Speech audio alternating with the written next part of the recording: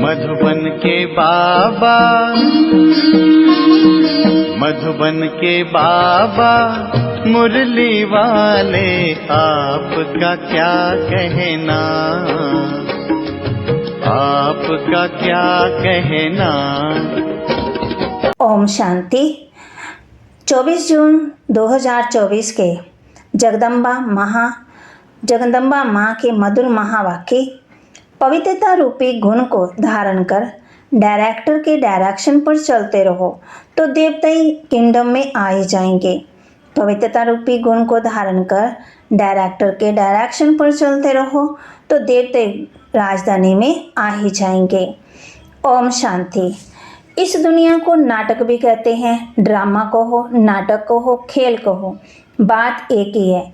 नाटक जो होता है वह एक ही कहानी होती है। उसमें बहुत बाइप्लाट्स बीच बीच में दिखाते हैं, इधर उधर की सीनरियाँ दिखाते हैं, लेकिन स्टोरी एक ही होती है। इसी तरह से ये बेहद का वर्ल्ड ड्रामा है। इसको नाटक भी कहा जाता है, जिसमें हम सब एक्ट्रेस हैं। अभी हम एक्ट्रेस हैं तो एक्ट्रेस को पूरा पता होना चाहिए कि किस स्टोरी पर ये शुरू होता है, हमारा ये पार्ट कहाँ से शुरू हुआ है और कहाँ तक पूरा होता है। फिर उसमें समय प्रति समय किस किस एक्ट्रेस का कैसे कैसे पार्ट होता है और उसका डायरेक्टर कैरेक्टर कौन है और इस नाटक में हीरो हीरोइन का पार्ट किसका है, इन सब बातों का नॉलेज होना चाहिए। खाली नाटक कहने से तो काम नहीं चलेगा। नाटक है तो नाटक के हम एक्टर्स भी हैं। अगर कोई ड्रामा का एक्टर है और हम उनसे पूछें कि इसकी क्या स्टोरी है, ये कहाँ से शुरू होता है, कहाँ पूरा होता है, अगर वो कहे हमें मालूम नहीं है तो इसको क्या कहा जाएगा? कहेंगे इसको इतना भी पता नहीं है, कहता है कि मैं एक्टर हूँ। एक्टर को तो सब बातों की जानकारी होनी चाहिए। नाटक शुरू है तो उसका अंत भी जरूर होगा, ऐसे नहीं शुरू हुआ तो चलता ही रहेगा। तो इन सब चीज़ों को समझने का है। इस बेहद के नाटक का जो रचयिता है वो जानता है कि किस तरह से इस नाटक की शुरुआत हुई, इसमें मुख्य एक्ट्रेस कौन हैं और सभी एक्ट्रेस में हीरो एंड हीरोइन का पार्ट किसका है। ये सब बातें बाप समझा रहे हैं। ये सब नॉलेज तो रोज क्लास में आते और सुनते वो समझते हैं। उन्हों को मालूम है कि इसका पहला डायरेक्टर और क्रिएटर कौन है। क्रिएटर कहेंगे सुप्रीम सोल परमपिता परमात्मा को, लेकिन वह भी एक्टर हैं। उनकी एक्टिंग कौन सी है? डायरेक्टर बन की वह एक ही बार आकर के एक्टर बनता है। अभी डायरेक्टर बन करके एक्ट कर रहा है। वह कहते हैं इस नाटक की शुरुआत में मैं करता हूँ। तो कैसे? जो प्यूरिफाइड सत्य की दुनिया है, जिसको नई दुनिया कहते हैं, वह न्यू वर्ल्ड मैं क्रिएट करता हूँ। अभी आप सब जो भी पवित्रता को धारण करके डायरेक्टर के डायरेक्शन पर चल रहे हो, वे सभी एक्टर्स अभी प्यूरिफाइड बन रहे हैं। फिर इन्हीं एक्टर्स के द्वारा अनेक जन्मों का चक्कर चलना है। ये बाप ही समझाते हैं कि अभी पवित्र हुए मनुष्य दूसरे जन्म में देवताई किंगडम में आ जाएंगे। वे किंगडम तो दो युग सूर्यवंशी चंद्रवंशी रूप में चलती है राजधानी। वे फिर सूर्यवंशी चंद्रवंशी एक्ट्रेस का पार्ट जब पूरा होता है तब फिर थोड़ा नीचे गिरते हैं अथवा वान मार्ग में जाते हैं। फिर दूसरे धर्मों का टर्न आता है, इब्राहिम, बुद्ध, फिर क्रिश्चियन। ये सभी धर्म स्थापक नंबरवार आकर के अपना अपना धर्म स्थापन करते हैं। तो देखो नाटक की स्टोरी कहाँ से शुरू हुई और कहाँ पूरी होती है, उसके बीच में ये दूसरे बाइप्लाट्स कैसे चलते हैं, सभी विक्रांत बैठ करके समझाते हैं। अभी ये नाटक पूरा होने पर है। ये नाटक तो 3 घंटे में पूरा होता है, इसको 5000 वर्ष लगता है। कहती बाकी उसमें थोड़े वर्ष हैं, बस अभी उसकी तैयारी है। अभी ये नाटक पूरा होकर के फिर रिपीट होगा। तो ये सारा विक्रांत बुद्धि में होना चाहिए, इसी को ज्ञान कहा जाता है। अभी देखो बाप आकर के नया भारत नई दुनिया बना रहे हैं। भारत जब नया था तो इतनी बड़ी दुनिया नहीं थी। आज पुराना भारत है तो दुनिया भी पुरानी है।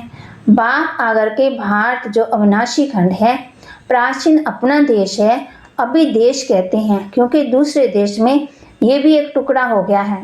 परंतु वास्तव में सारी वर्ल्ड, सारी पृथ्वी पर एक भारत का राज्य था जिसको कहा जाता है प्राचीन भारत।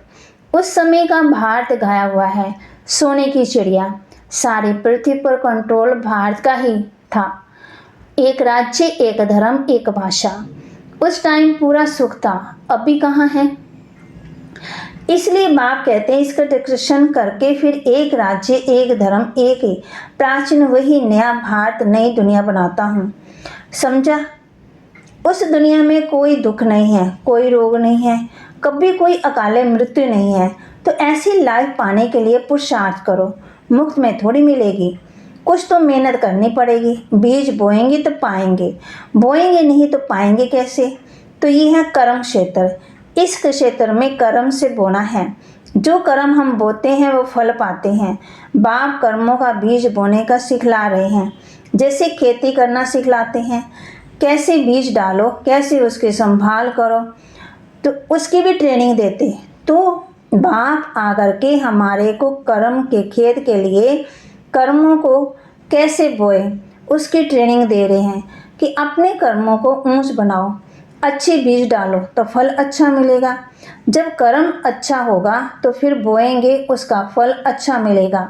अगर कर्म रूपी बीज में ताकत नहीं होगी, कर्म बुरे बोएंगे तो फल क्या मिलेगा। ये जो खा रहे हैं ना, फिर रो रहे हैं, जो खाते हैं उसमें भी रो रहे हैं। दुख और अशांति, कुछ ना कुछ रोग आदि खिटपिट होती ही रहती है। सब बातें मनुष्य को दुखी करती हैं। इसलिए बाप कहते हैं अभी तुम्हारे कर्मों को मैं ऊंची क्वालिटी वाला बनाता हूँ। जैसी बीज भी उसकी क्वालिटी का होगा तो उस क्वालिटी को बोएंगे तो उसका फल भी अच्छा निकलेगा। अगर बीज अच्छी क्वालिटी का नहीं होगा तो फिर अच्छी क्वालिटी का फल नहीं मिलेगा। तो हमारे कर्म की अच्छी क्वालिटी चाहिए। तो अभी बाप हमारे कर्म रूपी बीज को अच्छी क्वालिटी वाला बनाते हैं। तो वह श्रेष्ठ क्वालिटी वाला बीज अगर बोएंगे तो श्रेष्ठ फल मिलेगा। तो अपने कर्मों का जो बीज है वह अच्छा बो और फिर अच्छा बोना सीखो। तो ये सभी बीजों को समझ कर करके अभी अपना पुरुषार्थ करो। अच्छा, अभी 2 मिनट साइलेंस। साइलेंस का मतलब I am soul, first silence पीछे टॉकी में आते हैं। अब आप कहते हैं चलो साइलेंस वर्ल्ड, तो साइलेंस शांति अपना स्वधर्म है। उस साइलेंस में चलने के लिए कहते हैं इस देह का और देह के साथ देह के संबंधों की अभी अटैचमेंट छोड़ो, उसमें डिटैच हो जाओ। सन ऑफ सुप्रीम सोल, अब मुझे याद करो और मेरे धाम में आ जाओ। तो अभी चलने का ध्यान रखो, अभी आने का नहीं ख्याल करो। अंत मति सो गति, अभी कोई में भी अटैचमेंट नहीं, अभी तो शरीर के भी अटैचमेंट छोड़ दो। समझा? ऐसी अपनी धारणा बनाने की है। अच्छा, अब बैठो साइलेंस में, चलते फिरते साइलेंस, बोलते भी साइलेंस। बोलते कैसे साइलेंस होती है मालूम है ना? बोलते समय हमारा बुद्धि योग अपने उसी I am soul, first pure soul अथवा साइलेंट सोल याद रखना है। बोलते समय हमारे में ये नॉलेज होना चाहिए कि आई एम सोल। इस आग्रह से बोलते हैं कर्म इंद्रियों द्वारा, तो ये अपनी प्रैक्टिस होनी चाहिए। जैसे हम इसका आधार लेकर के बोलते हैं। चलो अभी आँखों का आधार लेते हैं, देखते हैं जिसकी ज़रूरत है उसका आधार ले करके काम करो।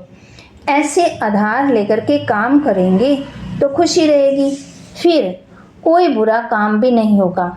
अच्छा, ऐसे बाप दादा और माँ के मीठे मीठे बहुत अच्छे सदा साइलेंस की अनुभूति करने वाले बच्चों के प्रति याद प्यार और गुड मॉर्निंग। रूहानी बच्चों की रूहानी माँ को गुड मॉर्निंग और याद नमस्ते। संदेशी के तन द्वारा आलमाइटी पिता के उच्चारित महावाक्य। हे शिरोमणि राधे बेटी, तुम निष्दिन मेरे दिव्य कार्य में तत्पर हो, अर्थात वैष्णव शुद्ध स्वरूप हो, शुद्ध सेवा करती हो, इसलिए साक्षात मेरा स्वरूप हो। जो बच्चे अपने पिता के फुट स्टेप नहीं लेते, उसमें तो मैं बिल्कुल ही दूर हूँ, क्योंकि अब बच्चा तो फिर पिता के समान अवश्य होना चाहिए। ये कायदा अब भी स्थापन होता है जो सतयुग त्रेता तक चलता है। वहाँ जैसा बाप वैसा बेटा, परंतु द्वापर कलयुग में जैसा बाप वैसे बेटे नहीं होते। अभी बच्चों को बाप समान बनने का परिश्रम करना पड़ता है, मेहनत। अगर वहाँ तो नेचुरल ऐसा कायदा बना हुआ है, जैसा बाप वैसा बेटा, जो अनादि कायदा इस संगम पर इस ईश्वरीय पिता प्रत्यक्ष होकर स्थापन करता है। मधुर माली की मधुर मीठी दिव्य पुरुषार्थी बेटी, अब तुझे बहुत रमणीक स्वीटनेस बनना और बनाना है। अभी वर्ल्ड सार्वेंटी की चाबी सेकंड में प्राप्त करना और कराना तुम्हारे हाथ में है। देखो, ऑलमाइटी जो हर एक जीव प्राणी का मालिक है, वो प्रैक्टिकल में इस कर्म क्षेत्र पर आया है। तब सारी सृष्टि हैप्पी हाउस बन जाती है।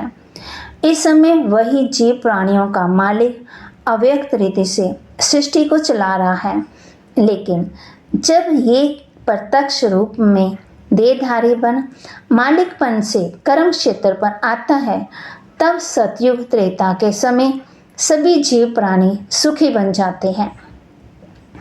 वहाँ सच की दरबार खुली रहती है। जिसने ईश्वर सुख प्राप्त करने अर्थात पुरुषार्थ किया, उन्हों को वहाँ सदा के लिए सुख प्राप्त हो जाता है। इस समय सभी जीव प्राणियों को सुख का दान नहीं मिलता, पुरुषार्थ ही प्रारब्ध को खींचता है। जिन्हों का ईश्वर से योग है, उन्हों का ईश्वर द्वारा संपूर्ण सुख का दान मिल जाता है। ओहो, तुम वही शक्ति हो जो अपनी ईश्वरीय ताकत का रंग दिखलाए इस आश्रय दुनिया का विनाश कर दैवी दुनिया की स्थापना कर रही हो। फिर पीछे सभी शक्तियों की महिमा निकलती है। अभी वह ताकत तुम्हारे में भर रही है। तुम सदा अपने ईश्वरीय बल और रुभाव के मर्तबे में रहो तो सदा अपार खुशी रहेगी। नित हर्षित मुख। तुमको नशा होना चाहिए कि मैं कौन हूँ, किसका हूँ, हमारा कितना सौभाग्य है, कितना बड़ा पद है। अभी तुम पहले सेल्फ का स्वराज्य प्राप्त करते हो, फिर सतयुग में युवराज बनेंगे तो कितना नशा होना चाहिए। इस अपने भाग्य को देख खुशी में रहो। अपने लक को देखो, अपनी किस्मत को देखो, उसमें कितनी लॉटरी मिलती है। ओहो, कितना श्रेष्ठ तेरा लक। जिस लक से वैकुंठ की लॉटरी मिल जाती है, समझा, लकीएस्ट दैवी फूल बच्ची। इस सुहावने संगम समय पर स्वयं निराकार परमात्मा ने साकार में आकर ये ईश्वरीय फैक्ट्री खोली है, जहाँ से कोई भी मनुष्य आत्मा विनाशी कक पंदे अविनाशी ज्ञान रत्न ले सकता है। ये अविनाशी ज्ञान रत्नों की खरीदारी अति सूक्ष्म है, जिसको बुद्धि से खरीद करना है।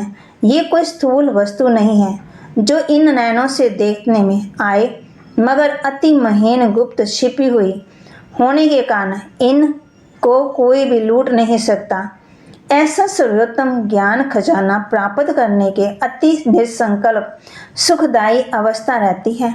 जब तक कोई ने ये अविनाशी ज्ञान रत्न खरीद नहीं किया, तब तक निश्चिंत बेफिक्र निसंकल्प नहीं रह सकता।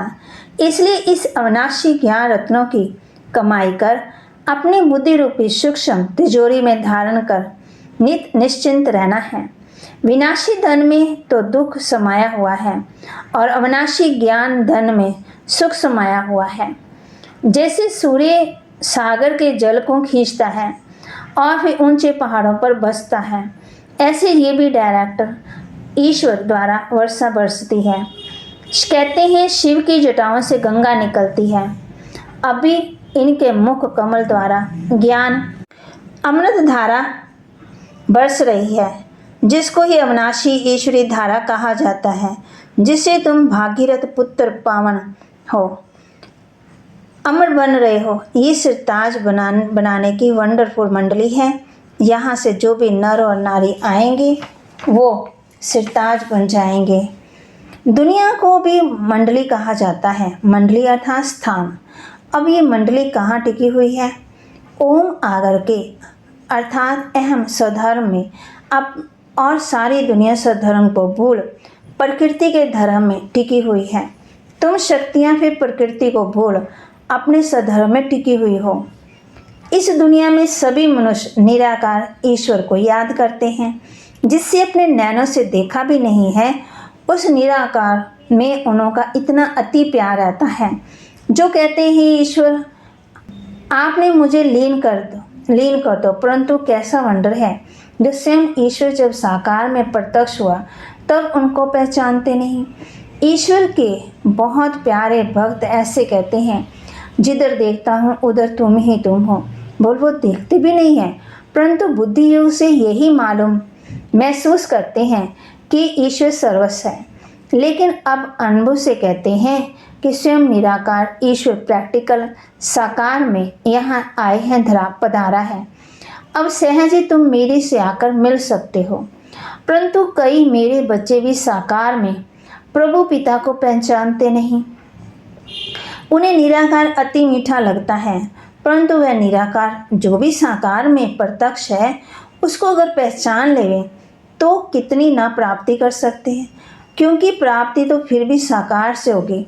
बाकी जो ईश्वर को दूर निराकार समझते और देखते हैं, जिन्हों को कुछ प्राप्ति नहीं, वो ठहरे भक्त, उन्हें कोई ज्ञान नहीं।